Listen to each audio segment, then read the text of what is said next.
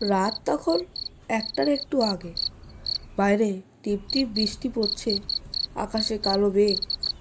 আমি সেই দিন পৌঁছাই চণ্ডীতলা গ্রামে একা। লোকজন বলে এই গ্রামের মাটিতে নাকি কিছু একটা চাপা আছে, যেটা আজও ঘুমায় না। এখানে একটা পুরনো মন্দির আছে, গ্রামের একেবারে শেষে। সেই মন্দিরের নাম কেউ মুখে আনে না। ওদের ভাষায় সেই জায়গায় রাতে মৃত্যু দাঁড়িয়ে থাকে। আমার এই গ্রামে আসার উদ্দেশ্য ছিল একটা ঐতিহাসিক খোঁজ। কলকাতা জাদুঘরে পাওয়া একটি তাম্রলিপির কপি অনুসারে এখানে এক ভয়ানক ঘটনার প্রমাণ আছে। তাতে লেখা ছিল, রাত্রি 1:15 বাজলে যে ঘন্টা বাজে, সেটা যে শোনে সে আর সকাল দেখে না। আমি বিশ্বাস করতাম না এসব কথায়। বন্ধুকে রনিতকে ফোনে বলেছিলাম ঠাট্টা করে, তাহলে ঘন্টা কে বাজায়?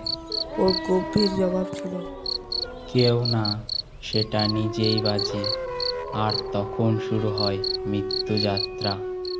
গ্রামে পৌঁছানোর পর এক স্থায়ী দোকানে বসেছিলাম। তখনই এক অচেনা মেয়ে কাছে এসে বলল, আপনি কি পাঠাগারে থাকবেন?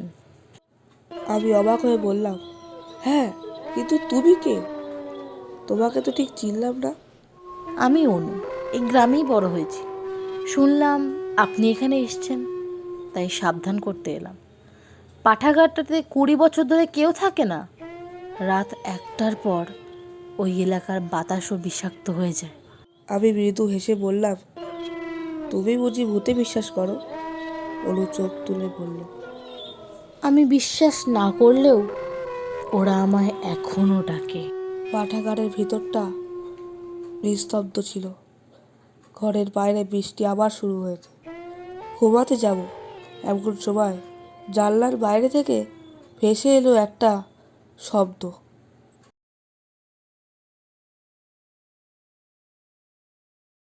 আমার বুকটা ধুকধুক করে উঠল। আমি ঠিক করলাম মন্দিরটা একবার দেখে আসবো। হারিকেল হাতে জঙ্গলের মধ্যে দিয়ে একাই হাঁটছিল। হঠাৎ মন্দিরটা সামনে এসে পড়ল। ধ্বংসপ্রাপ্ত ভাঙা দরজা, অথচ মাঝখানে একটা বিশাল ঘণ্টা ঝুলছে।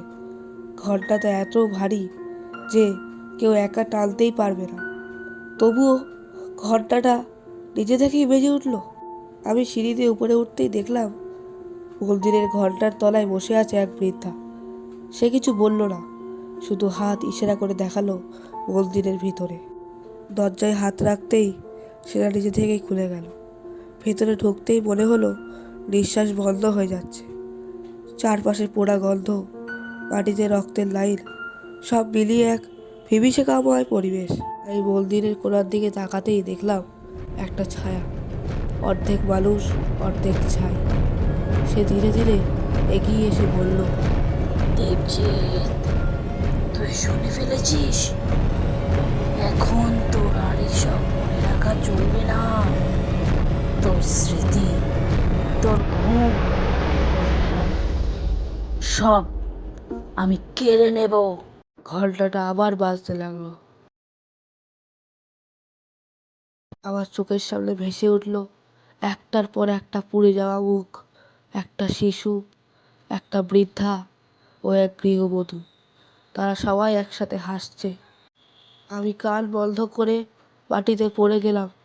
তখন দেখলাম আমার মাথার কাছে একটা ভাঙা শঙ্খ পড়ে আছে। আমার মনে পড়ে গেল ব্রাহ্মলিপিতে লেখা ছিল যে যে ওই শঙ্খটি ছোবে তখনই সব ছায়ারা পিছিয়ে যাবে, সমস্ত কিছু স্তব্ধ হয়ে যাবে। ও ঘন্টাটা আবার বাজলে সব শেষ। ভোরবেলা গ্রামের লোকজন আমাকে মন্দিরের সিঁড়িতে অজ্ঞান অবস্থায় পায়।